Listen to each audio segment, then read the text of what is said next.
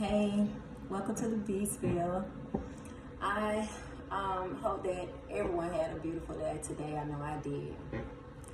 I got a few revelations today, and I wanted to share them with you while they were fresh off my mind. Forgive me, I'm dirty, you couldn't tell, but I am. But anyway, yeah, I just got done cutting grass tonight, and I was just so excited about coming here and making this video because I had so many revelations today. And the main revelation that I got today, there were quite a few, and I don't think I want to say one was better than the other because all of them. But this is concerning my love for my husband. Now, this is going to be the V spill God has shown me today, which was one of my revelations, that I'm sharing all of me, V spill, I'm leaving it all, as much as God would allow and put on my heart to. I'm going to share me with you. And with that being said, no, I don't think that I'm some saint or anything like that. I'm far from it. But now I understand more than anything how important it is for me to live my life out loud.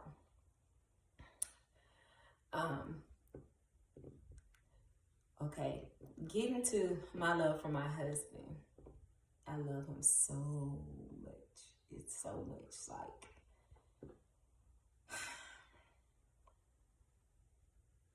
I do. And it's scary. It is scary. And my husband has really been sacrificing a lot. He been sacrificing, which I have too, but this isn't about me. This is about him. Like, he sacrifices a lot. And there was a time when I was tunnel vision and thought that my husband's supposed to be this, or I thought my husband's supposed to be that, and he's supposed, just everything that I could think of to,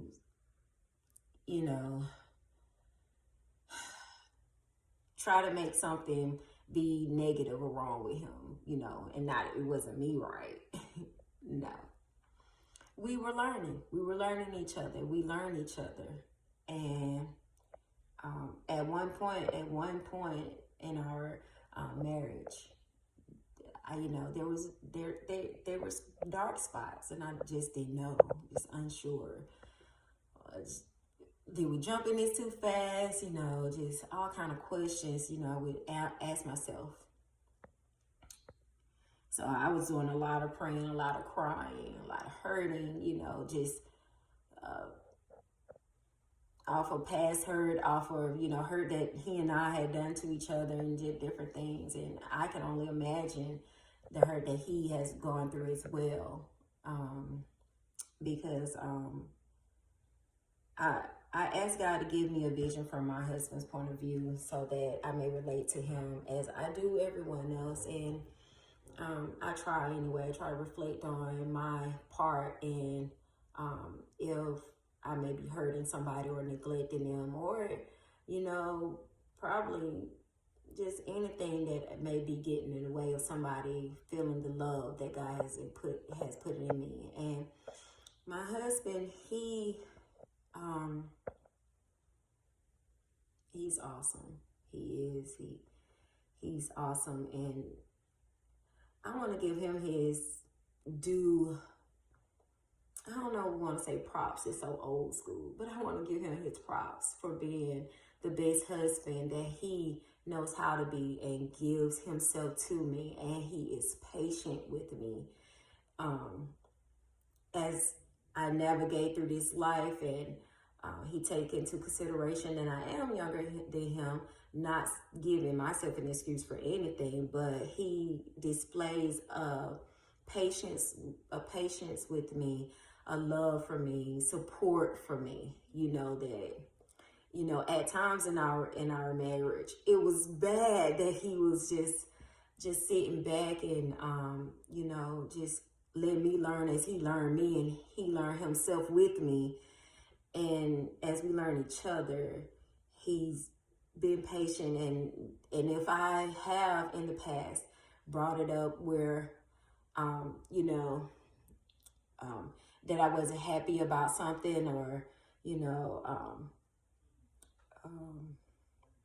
my doubts, or, how much I cared about him, or anything like that. Like, he makes efforts to genuinely make a difference. And it's not him doing it because I asked him to do it. It's like he ponder about it, he thinks about it, and he shows his sincerity by how he does what I asked him to do, or the things that I desire of him, how he does it. It's like, I'm so grateful. I'm so grateful for my husband. I'm so grateful that God listens to my prayers. He has listened to my prayers. God is on his marriage at the same time, while Satan wants to steal, kill, and destroy. But our marriage, me and my husband's marriage, me and Kenneth's marriage, is special in a way. When we got together, our chemistry and how we were with each other, I am an extrovert and an introvert on every personality test or examination that I've taken have always, shown me that I am an extrovert and I am an introvert equally.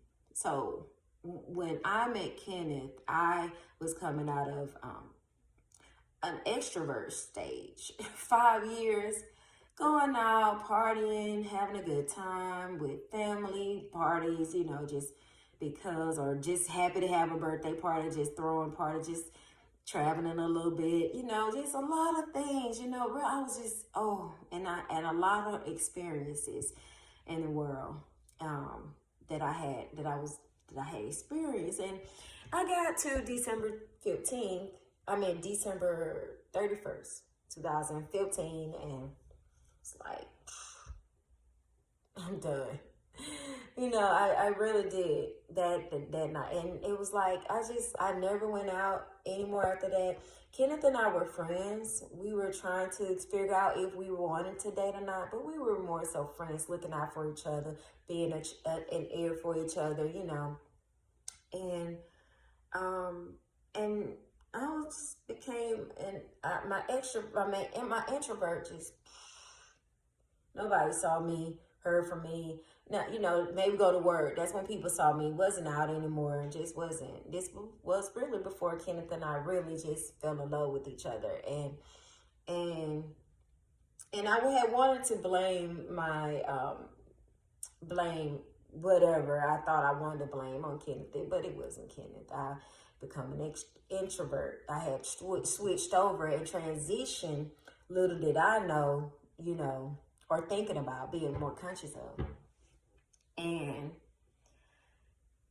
I got comfortable more so because I love to be in his presence. He has a beautiful, awesome, laid back presence. He just got the, like, his eyes are caring, and like, he was always, texting me, making sure that when I was off or when I was at home that I'm resting. And, he was, he was really showing me love. He shows me love even today like that, in just different ways as we're growing. But I'm very grateful for my husband. This is my big spiel tonight. Like, we had to grow together to get here where we are. And we're going to still have these times. But anyway, I think I got off subject just a little bit. But what I was saying is that I, was thinking about us so much that I wanted to make some life changes. And it was surrounding two things: my marriage and what God is having me to do even now. And third was my business, well, our business. And my husband has sacrificed a lot for me. And this school is making me miserable because it's making him miserable. It's making me miserable because it's making him miserable. And it's making me miserable.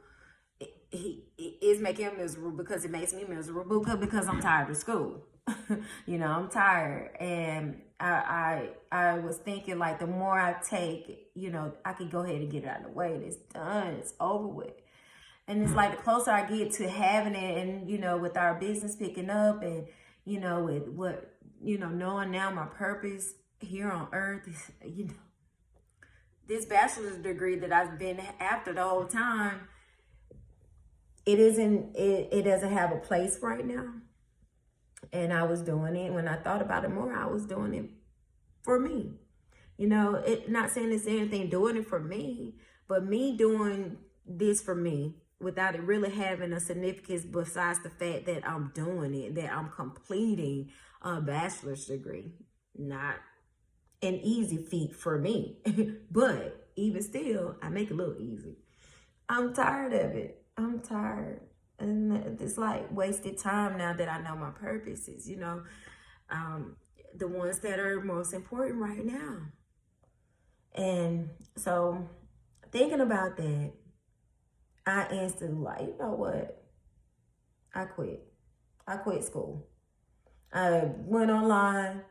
I impulsively withdrawn from all of those classes. I mean, I had 3 that's coming up in the fall, and I withdrawn from all 3 of them. And second of all, that was the first. But again, I was just talking to my daughter, telling her that she needs to focus on one thing at a time, so that she can, so that she won't fall. Because doing 2 things at a time, for her, 2 or more things at a time, she's not getting where she wants to get as fast as she thinks she's going to get doing 2 things at a time. But she, like I was telling her, and as I was listening to myself while I was telling her, is that we have to learn how to be committed to one thing first. Be committed to one thing. Be focused on one thing at a time, in order for us to get the fruit of what we're after. So at first, I was like, well, wow. And I thought about it for her. Oh, well, I already know, God is going to come first. So what he would have to do, whatever, I know that school is not a part of it. Okay? With the drumming I've been through. Anyway, and then my marriage, when I think about my sacrifice, my husband, he is tired of waiting. Like he always tells me that he's not. I know if I was him, I would be, but even though we're not the same, I think I would be tired of it. But I've been in situations where I was tired and, still stuck in there, but I wasn't happy, and he deserves that. He's going to get that. He's going to get that. And it was going to be at all costs when it came to this education. The thing is, I'm not a quitter. I quit all of almost 24 hours, maybe. I withdrawn from my classes yesterday, maybe at 2 or 3 o'clock. Was it? Something like that in the afternoon. By 2 or 3 o'clock today, I was like, okay, I can at least take one. No, at first I wanted to take 3 because with the scholarship will only help me. It'll, I get $1,000 if I take at least 2 classes. And I'm like, and I had already paid basically for half of one, and I still had more payments to go. And then that was something else, like, where God got me right now, my husband, he says he wouldn't mind taking care of it, and I know he wouldn't, but no, I'm not going to do that for our family. Digging in our pockets for a class that could definitely wait, courses that can definitely wait. So I was like, you know what? I love my husband. I want my marriage.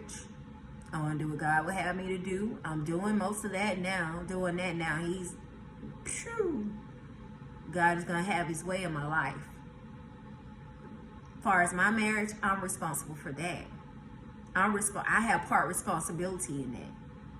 And with that being said, and my husband, he supports me so much, but he knows what how important this bachelor, getting this bachelor degree is to me. So, but he probably would have waited, for me to be a full-time student again, take 3 full-time classes again, and basically crashing out, on my husband, and give him a little bit. No, I'm not doing that anymore. Sorry, I'm not doing that anymore. Satan, that was me thinking about what I wanted to do. I wanted to get it out of the way. I want to be done with it. I want to prove something to who?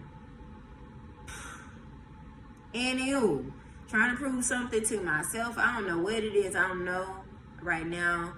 I decided that I'm going to still pursue to get my bachelor's degree, because first of all, I realize I'm not a quitter. I'm not a quitter. But I can be moderate with this thing. And that was one of the revelations God gave me today. It's all right to do things, but in all things should be moderation. I'm sure that's a proverb. I don't remember which one. I'm sure it's an actual Proverbs in the Bible. And with that being said, I ain't got to quit. I don't have to quit all of them. So I withdraw and just take one and pay for it out of my pocket, and the scholarship, whatever. I'd rather have my marriage, and I'd rather have my time with my husband. I mean, if I could have all the time with my husband right now, with my husband right now, I definitely will, because I have now entered these 5 years that we've been together. Well, we've been together 6, but we've been married 5. That I've been trying to I want to get out, want to do it, get out, far past my extrovert, time where I was depressed sometimes, wanting to get out so much. But, I held myself down with the school, keeping busy with that, and with working, and then me and my husband go out, and I was satisfied with that. But, and it satisfied my extrovert. But now what I feel like my introvert is coming back. And I want to be right up under my husband. But I can't be right up under my husband. But I can definitely give my husband more support, love, attention, love making, dates, to be strangers and date. I was telling him tonight, I want us to be strangers and date, baby. For real. Just duck off with nobody. We be all private where nobody don't know where we at. Don't even have the phones probably. I mean, that's how I want to date my husband. I want to date him like we're dating and enjoy each other like we're husband and wife and couple, flirting. I love this man and he loves me, and we love each other. We enjoy each other. And so, yeah. Anyway, I'll just say, you have a significant other, go ahead and get married. First of all, you're already investing time in it, getting to know this person. They're not going to be perfect. So you might as well dive head first. I wouldn't have suggested that in the past, and I know it's maybe a such thing as people getting to know people. But me and Kenneth had a vibe so hard, like we had already been through some experiences, already had made up in our minds that we want to be monogamous, and that's what we enjoy. And it sealed the deal when we realized how much we do like to make love to each other. So, with that being said, if that's the case, that person not hurting you, like physically hurting you or anything like that, and, maybe y'all can get along, you know what? I say, go ahead and make it legit. you know, and your vows to God, really, you know, even if it's just that, you know, make a note to God. It doesn't have to be all through the system, but make a note to God that y'all gonna be committed to each other and y'all keep up with your own marriage. It don't have to be in the books. Somebody books that to say that you're married, you know you're committed to that person. And you've already involved God. So, and y'all make a love, y'all don't seal that deal as being one already. So might as well go and just like say your vows in front of God and get married right there. And like I said, that's how simple God is. He's so simple, he's so easy, he's hard. But try him. Do it for yourself. Do it for y'all. Y'all deserve it. Anyway, that's the Be Spill for tonight. I hope that you enjoy. It's a little bit long, but I'm just saying. I love my husband. And I pray that you love whoever you're with too. You know, that God will bless you. Really. Please mash the like button. Please leave a comment. And most of all, subscribe. Look at my face breaking out. Those are pineapples. Stay away from them. Do things in moderation. Good night.